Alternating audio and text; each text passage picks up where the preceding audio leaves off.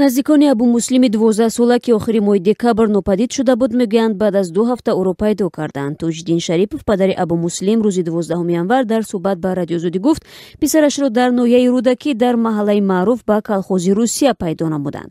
Ба қавли падари Абу Муслим, писараш рӯзи 29 декабр баъди аз мактаб баромадан раҳгум зада ба самти колхози Русия меравад. Роҳгум зада ба он ҷо меравад ва дар як ферма хобаш бурдааст. Соҳибони ин ферма ба ӯ кӯмак карданд ва баъд аз он ки эълони гум шуданашро дар телевизион мебинанд, ба мо занг заданд, афзуд ӯ. Тоҷиддин Шарипов мегӯяд, вазъи саломатии писараш хуб буда, дар давраи таътили зимистона аст. қаблан низ дар Тоҷикистон ҳодисаҳои нопадидшавии ноболиғон ва ҳамин тавр пайдо нашудани онҳо борҳо аз ҷониби матбуот матраҳ шудааст. Аз ҷумла хоҳарон Араловаҳо дар соли 2013 нопадид шуда, то ҳол пайдо нагардиданд. Ин масъала дар сатҳи раҳбарияти кишвар низ ҷиддан баррасӣ шуд. Инчунин моҳи августи соли 2017 Ганҷина Қаюмоваи 9 сола дар зодгоҳаш шаҳри Сарафшан бедарак шуда, то ҳол пайдо нашудааст.